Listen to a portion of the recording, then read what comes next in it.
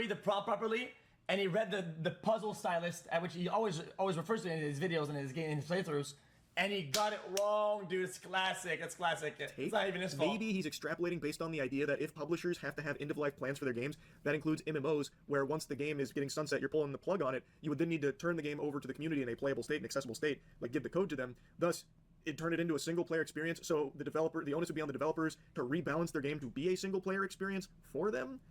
I guess. I have no idea. That still just doesn't make any sense, but maybe that's the tree he's barking up with that thought process. I really don't know, because Stop Killing Games... Chat. There should be a list of examples that are massive for this movement to, like, show, and like, I would be going, yep, I agree with this. But now, I don't even know. At no point ever says any of these multiplayer games need to be converted to single player. That really is outlandish. And the more I think about it, like, the more nonsensical it becomes, because even in Pirate Software's hypothetical fanfic there, why would the developers need to rebalance the game? They would just turn over the code to the community and just it'd be in that state. They're no longer responsible for balancing the game. That's the whole point. They're not indefinitely... Incorrect. This is dangerous. You would never want to transfer the code. Guys, people get the code, and then it transforms the game and the IP into something that it's not, and it can be very dangerous for a game and franchise. And they can steer the IP in a way that literally it ends up backfiring to the people that made the game initially, to where the bad part becomes bigger than what the game was before. Why do you think, dude? That's off. Imagine, chat, if there was no censoring or monitoring to Warcraft 3 minigames, and the biggest minigame that Warcraft 3 has was like some super racist, like Nazi simulator or whatever, and it became bigger than all the other games on the. That's crazy. Blizzard would have become absolutely fucking boned hard. They would never do that. That's crazy. And supporting it, they would just be responsible of leaving the game in an accessible state to the community while they would shut down the servers on their end. Like, they wouldn't need to go back through with a whole development team and, like, you know, tweak the game to be single-player compatible. It just doesn't make sense. Like, I really do not understand that one. But apparently a lot of people latched onto that talking point from Pirate Software as something that Stop Killing Games was asking for, and how unreasonable it... Okay, check out the trap, guys. I set up a trap chat, an argument trap, just for you. Dota is bigger than Warcraft 3 by a long shot, right? Dota was initially only in Warcraft 3, right?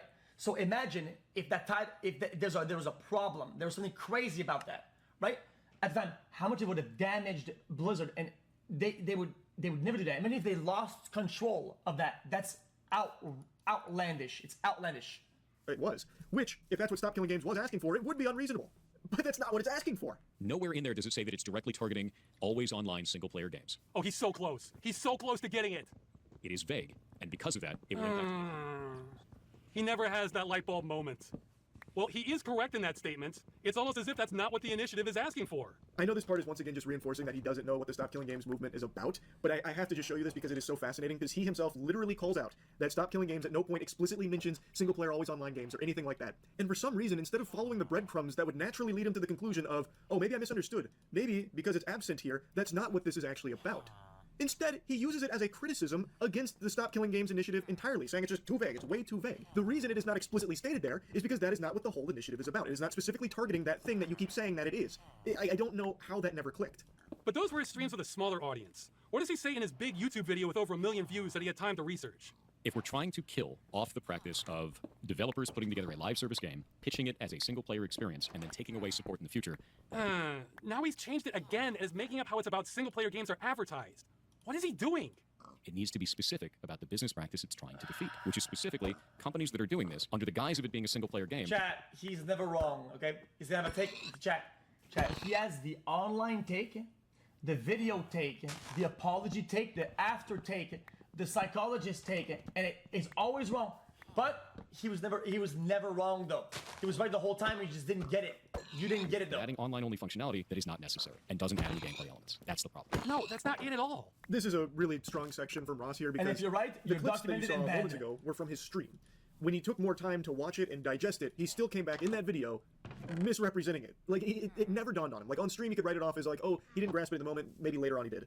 Well, then he made the video where he still was talking about things that are just not what Stop Killing Games was about, and this was the one that really blew up and really started to kind of dismantle the Stop Killing Games momentum. If we don't like the idea of live service games as a whole, I get it. Don't play live service games then. Don't agree to those terms. No, he's getting a new thing wrong now. We're not against them existing. We're against them being destroyed with no recourse for the customer. Pirate Software then goes on to talk about like the business practice of misleading consumers into thinking that what they're buying is a product as opposed to a license to a product, which is a totally separate thing. And that legality is brain dead. Everybody knows this already, chat. Guys, the games you buy, you don't own shit. You're cucked out of all it. That's a problem in its own. But usually devs are pretty good about that, and they don't fuck you over, but they can fuck you over. And I think that's what they're trying to like, not fuck you over if there's some sort of. He criticizes Stop Killing Games for not being specific about that thing that he is bringing up, as opposed to what Stop Killing Games is talking about. So he's using that against them for some reason. And then Ross goes into like the license talk. Our problem is not with licenses failing to inform people. Blizzard says they can take away your purchase for no reason. That sounds pretty clear to me. Our problem is those terms are so hostile to consumers and the medium that they should be taken off the table entirely. This needs regulation. Forget video games. If you look at basic commerce for hundreds of years, when you paid money, you either got to keep what you paid for, or if it was a service, you were told when your access ends. The vast majority of online-only games do neither of those. You're exactly right. Chat, remember last time, chat, when I got VAC banned for a game that I lost access to? Diabolical. Brother, I got VAC banned in Marauders. The servers were not even online, dude. Holy shit, It's dude. a huge problem. Now, Pirate Software is correct here about these companies that will mislead consumers through this fraudulent advertising on what you're actually buying, because in a lot of cases, you don't own any of the shit that you are buying. It is pretty much a rental. You get a permission slip to access the content. That is an issue, and not making it abundantly clear to consumers that that was your that is what you are buying is a problem. And so too is the actual agreements, as Ross demonstrates with Blizzard, where it says they can just completely terminate it for no reason at all. It really does go against the basic idea of commerce entirely. Video games are in a totally different ball game when it comes to that, because half the time you don't realize that you're just buying an admission ticket to a game. You're not actually buying the game. You also don't know how long that's going to last. Is there legal liabilities for companies if they tell you that you own a copy of the game or whatever? Like, going forward, maybe something happens to the platform, maybe something happens to the... They could be sued for a lot, no? Guys, I'm just saying, if Blizzard says you own this game, but dude, somehow the fucking shit goes that... Like, BattleNet shuts down, they have to move somewhere else, and you lose access to your game. I mean, dude, in the EU. Again, to go back to Concord, that shit lasted less than a fucking, fucking rainstorm, basically. Like, there was just... It's the EU GK chat, but the things that help you in EU, also, in other ways, fuck you over is some other laws. Brother, that shit is cooking your brain sideways. And whenever you get your win, you go, EU GK chat, EU GK chat. Brother, you are in pure soy land. Like, relax, so many problems. So I don't know why Pirate Software would be so harsh on Stop Killing Games for not addressing specific things that he himself is bringing up or making up in regards to it. It just doesn't compute. It really is a video that did significant damage to an actually positive initiative that aimed to help consumers in the video game space. All based on his complete misrepresentation of it, which was a complete mess. If you try to tell me that every studio needs to run their live service game indefinitely or not want to run one at all, then no one's going to run them. Oh no! He wheeled out that line about publishers having to support the game forever. He was literally watching the video earlier. Where it says it won't do that in big letters. That wasn't enough. We just can't stop gamers from going there, even when we spell it out. That's the last clip I want to show from this section. By the way, chat, guys, I have a Steam Deck now, and I have a lot of games on my Steam Deck. If one day, any of my games, I can't play offline by myself or whatever, I'm suing. I'm suing for billions of dollars. That's all I ask for. Where video I can play on my Steam Deck. This is something a lot of people also think the Stop Killing Games initiative is about, where developers, publishers will have to support their games forever. Like, until the fucking heat death of the universe, they'll have to support these games under the initiative. When that is not the case. It is very simply asking that when the game has reached the end of its life cycle, the publishers, developers don't want to work on it any longer, to turn it over to the community to still be in a playable, accessible state so the product can still exist. There is some more nuance, obviously, to how that works, given like publisher-developer licensing and a lot of like the code, the binary. Last one, chat. Is it going to be so bad that their future generation families will have to pay your generation of families, and you have like this chat? Can you do that or not? No, that's crazy. There, of course, but it is something that Stop Killing Games isn't naive to, and it is something that is talked about. But I'm not going to dive too deep into it. I encourage you to check more in on it. But this whole belief that it is about endlessly supporting a live service game, even when it makes no sense to do so and it's beyond dead and in the dirt, is ridiculous, because that is not what it is asking for. And a lot of people think that it is. It's not. Pirate Software got that wrong as well. Anyway, I'll stop yapping about it, but as mentioned in the beginning, most of Stop Killing Games hasn't been successful in getting change. And Ross has dedicated so much of his life to this, and it's clearly taken a big toll. Now he's doing everything he can for this last ditch push to try and help. And there are two big things coming up that can do so. And it's what I linked at the very beginning of the at the very beginning of the video about the resources in the description. It's in regards to this. One is for the UK to sign a government petition to bring this issue before Parliament. Chat. Is there a list of games, chat? You know, chat, yes, for now, I'm on the neutral side. I don't really care that much about this movement. No problem, though. I'm not being rude about it. Is there a list of games that, like, I'm like, oh, yeah, I got fucked over on it. I'm actually annoyed about that. Chat, I want to watch this. Glowing, Chat, really radiant. chat, he did a update video. You can tell probably just from my voice alone and this striking smile. So what is the secret to this newfound happiness of mine? The one trick doctors don't want you to know? I haven't been online as much. I've been going outside far more frequently, spending time in the real world. And as such, I'm sure many of you have noticed over the last 10 or 11 months, internet drama hasn't been a huge focal point of the channel because I haven't seen a whole bunch of it. I haven't kept up with the vast majority of it. And of course, occasionally I'd still dip my tootsies in some of it, like if there's something particularly wacky going on, and I still cover like news and crazy shit going on with aliens and all of that kind of thing, or if there's like a really cringe, prankster that got arrested or something, I'll still talk about that. Chat. But it's not like a fixation for me. Chat, low-key, him moving away from drama, chat, I think it's my time to shine, man. Thoughts about that? Like it used to be over the last few years where I was covering any and all internet creator space hoopla. And I want to keep it that way. I'm having a lot more fun not doing that. That being said, there is something that has unfolded here that's like the John Wick killing the dog moment that's bringing me back, just very temporarily. And it's Pirate Software. Yesterday I talked about Stop Killing Games, and there's no way to talk about Stop Killing Games without also mentioning Pirate Software because of the profound effect he has had on that we watched the video before and its demise. I say demise because it's not actually, but it has been on life support, and Pirate Software did play a big role in that because of 2 videos he made as well as a stream shitting all over it. And that's not even doing it justice. He was full-blown tooting on this. He was shitting on it with some fart on top. And a lot of what he was saying about Stop Killing Games wasn't accurate. It was a misrepresentation. Even though I agreed with Most Critical, I gotta be honest with you, I think these movements, like one guy making a bad comment over a video, whatever, doesn't really do much. If anything, in the past I've seen like positive outcomes out of people like kind of shitting on something with their big channel. Of the initiative. And the guy behind it, the guy spearheading it, Ross, finally set the record straight on a lot of the misconceptions that Pirate Software helped to put out there and kind of exacerbate these thought processes that just weren't accurate for what the initiative was actually aiming to do. He finally set the record straight, and I, of course, wanted to talk about it as someone who does actually care about it. Now, as I've said, I've been a little more off the grid. I bought a fucking farm, so I've been, living off the Lord's land recently, and I've missed a lot of the internet happenings. So, Pirate Software's previous anime arcs of drama, like with World of Warcraft, and the one after that, and the one after that, and the one after that, and the one after that, I didn't pay a whole lot of attention to. I only got little tiddlywinks, little morsels of lore about it in a few clips, so I never really even understood what was going on there. So Pirate Software's response to everything that happened yesterday really caught me by surprise. That was a subversion of my expectations, bigger than Game of Thrones Season 8. Yeah, Hutcher, I did. I think it's really hilarious to me that that entire community is so butt mad at me for putting out a video 10 months ago about their stuff, and then not being refuted, and now it's my fault that everything is going wrong for them. I cannot believe his ego. His ego is so out of control, I feel like he's only a week or two away from exclusively referring to himself in third person, like Stone Cold fucking Steve Austin. And that's the truth, because Pirate Software said so. Some shit like that. It's crazy how he's responded. The smugness is nails on a chalkboard. It just makes you feel icky listening to it. And he goes on that same talking point multiple times in the clip about how, like, oh, I guess I'm fully to blame. I guess because I made those videos 10 months ago, it's my fault entirely that this whole thing crashed and burned. Yep, oh boy, time to play a sad song on the world's smallest violin for the Stop Killing Games movement, all because Big Bad Pirate Software took it all down by himself. Like, it's crazy. No one's saying that. Like, there's no one out there that is saying it's entirely Pirate Software's fault that Stop Killing Games hasn't been more successful in its endeavors. But there's irrefutable evidence that you had a detrimental effect, a majorly damaging effect on Stop Killing Games because of your misinformation that you spread about it in 2 videos and across all your streams, and not once have you bothered to correct that record. And he has said that it hasn't been refuted in 10 months. That is fish paste. That is turbo horseradish. Go to your own comment section on your videos to see everyone refuting you, as well as the innumerable other gamers and voices out there that have taken down those talking points and debunked a lot of them and proven that you just didn't understand it. And that is the big problem.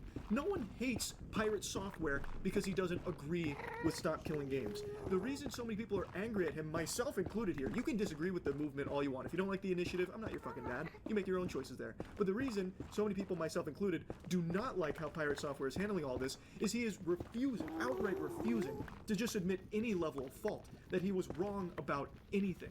And that couldn't be more clear from these clips as well as his tweets that he's made. It's actually his tweets that really sent me off the fucking rails here, off my gourd. Let's start with this little nugget here that he deleted from last night. So he tweeted directly at Ross, the guy behind Stop Killing Games, talking about how he made those videos 10 months ago, and since then, his community's been nothing but hateful. A scourge.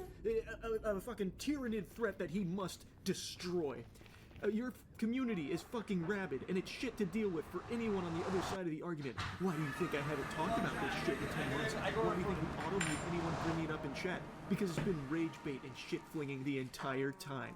And just goes on about, like, how he is the victim of Ross's toxic, terrible community, which is hilariously hypocritical coming from Pirate Software, when in his videos and his streams, he makes it very clear and is very rude about how much he dislikes not only Ross, but the movement. And it's not like he's being very professional and polite about it, you know, buttoned up. Listen to it. So this was my first encounter of him.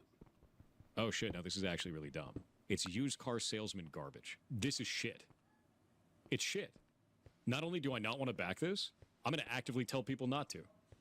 That is awful. That is a horrible goddamn direction. That's awful, dude. No, eat my entire ass. The level of stupid that I just had to receive was like sitting on Twitter for 12 hours. This shit sucks. That's a really stupid ass move. That's an incredibly stupid ass move. I think this is ass. This is complete garbage. All of this can eat shit then. I dropped the mask entirely. I have no qualms about that. Nah, he's mask off. The whole thing.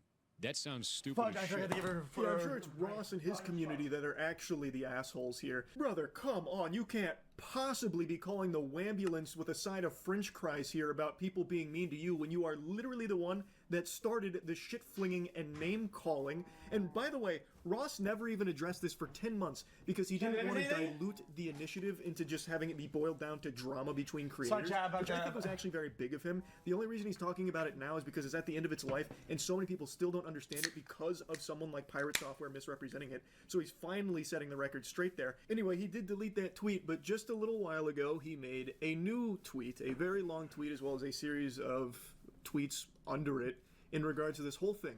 And in all these words, all this mumbo-jumbo, not once does he say he was wrong about anything. In fact, he just continues to double down, even proudly stating he is doubling down. Wow, how incredibly noble, doubling down on things you are provably, blatantly wrong about. We don't need to hit the Jumbotron for the replay on yesterday's video going over so many of the things that he was incorrect about. Bro, hold on. Bro, listen. Don't say you. I don't do that, okay? Yes, sometimes I get mauled, okay? But I don't mind conceding a point, and you can still be right about a lot of points and make a few concessions. Only debate lords and cuck lords do they share where they refuse to give it any sort of a thing back. Like, okay, yeah, that's fine. About in regards to the initiative, but the point is that is initiative. I can see stuff all the time. Thought that he would address, be like, hey, yeah, I did get this part wrong. You're right, guys. Sorry about that. I didn't mean to misrepresent it. I still don't fully agree with it, but I do recognize that I had some errors here in my coverage. That's what I was expecting. That is not what we got. And it prompted me to reach out directly to him, to talk to him, to see, like, why isn't he acknowledging that? Is there a reason? Like, what is going on? I get some good. So I did. He made it very clear he was not very happy with my coverage of Stop Killing Games, which is fine. I think that's totally fine. I'm not going to leak DMs or really go in depth on our private conversation, but the point of me reaching out to him was to talk about his refusal to acknowledge that he did, maybe unintentionally, misrepresent Stop Killing Games. And it led to a just shy of 2 hours, like, circular argument that ultimately got us nowhere. He was more focused on his qualms with Stop Killing Games and really liked to challenge me to prove him wrong about some of his hang-ups with it. And when I would mention, like, the behavior aspect, like, hey, you did misrepresent it, and I'd give him a timestamp, he'd then instead say how I'm wrong for thinking that he misrepresented it. We got nowhere. So I want to just... Here I was, waiting for him to leak the free interaction that they had in DMs. And we're not going to get that because publicly say this again. There are plenty of things you can disagree with when it comes to the Stop Killing Games initiative. I'll put links to it if you want to learn more about it. You can form your own opinions on it if you want to support it. If you don't like it, that's fine. That's super normal. And I didn't reach out to try and champion that Pirate Software should become, you know, a huge ambassador of Stop Killing Games, you know, out there on the fucking front lines fighting for it. It had nothing to do with that. It was simply about the misunderstanding that he showcased, maybe unintentionally, and the misrepresentation of it that he broadcast. Again, maybe unintentionally. Which has, in turn, over the course of 10 months, misled people on what... You know what? I'm sick of the internet requiring people to say sorry or be accountable. Number one, I agree with you, right? A lot of times, you can make a concession without saying I'm sorry. You can say, love you, man. I didn't see that. That makes it different, right? I was speaking more about this. It's not really an apology. You acknowledge some shit. It's whatever. Like, you don't. I think it's okay to people demand some form of like a recurbing. It's not the end of the world. It's not a. I think demanding an apology is annoying as fuck. I hate that shit. What the fuck Stop Killing Games even is in the first place, which I found to be a Acknowledgement is problem because he's never sometimes even needed. acknowledged that as something that has happened, and because he refuses to acknowledge that, and anyone that even like tiptoes around that subject, he kind of treats as though they're fucking 31 idiots like months me more for like thinking that he's 31 misrepresented something. Now, he did just post a tweet where he said he talked to me and Josh Strife Hayes, and in that tweet, this will prove how useless our conversation was, unfortunately, there's not a single peep about misrepresenting what Stop Killing Games was about. It's more so about how the public just doesn't understand game development, and it kind of reads to me like we're all just too stupid to understand it from his side of things. Our conversation basically Bro, amounted to does the guy make games though? I don't get it, chat. Why is he so up in arms about defending corporate like behaviors? Is he corporate or something or what? toilet paper, unfortunately. Again, I was focused on, you have done this, maybe unintentionally, you should at least say that you have, or like, you know, are you aware that you did this? And then it became more of like, nope, I didn't. You're wrong. And then he uses our conversation at the start of this for something that was not even the focus. I was not there to try and convince him to be part of Stop Killing Games. I don't think we made any ground on, like, his perspective versus mine on Stop Killing Games. He has some qualms about how difficult it would be in certain cases. I agree with that, for sure. I still think overall Stop Killing Games is a net positive for the gaming industry, where something desperately needs to change with a lot of these awful practices. But for the 10 millionth time in the last 2.5 hours, it was just about him having this awareness that his coverage did mislead people, and that he, maybe not maliciously or anything, misunderstood or misrepresented Stop Killing Games in numerous instances. And the way that he talked about Ross was unacceptable. That at least made it into the tweet there about the way he talked about Ross being like a fucking used car salesman type deal, and like calling everything about it ass. He at least recognized that that was too harsh. So he gave a quick I'm sorry for that, which is good. I do appreciate that, and I'm sure Ross will appreciate that as well, I imagine. But I still wanted to make this video after the conversation because I just really do not understand, I truly cannot wrap my head around why he fights tooth and nail coming for throats for anyone that tries to mention that there was misrepresentation in his coverage of the Stop Killing Games initiative. He is so hell-bent on proving he's right and everyone else is wrong that's saying these things. But why is he so mad about like? Does he even say anything positive about the movement or whatever? I don't get it. Like, why is he so against it? Like, I understand being against the thing you think it stands for in that particular part, but why is he so against the whole thing? Like, okay, you know what, chat? I'm gonna say what it is. I'm gonna say it. He's like a game dev Andy or something like that. He saw an opinion or some shit that was wrong in chat. He got rage baited into an argument, and he cornered himself into making it so that the argument is an X, which doesn't apply to this. And he went full on this tired of complete dog shit to prevent this guy because he's so much above. To prove him, guys. You need my strat, but my strat is just rage bait. Surely, guys, I would never do that. I'll never do that intentionally, guys. I do that for the view because it's my style. It's my strategy. I'm not actually like that. So you can put that aside. I would never do something like that. Yo. Okay, chat, I'll watch this video.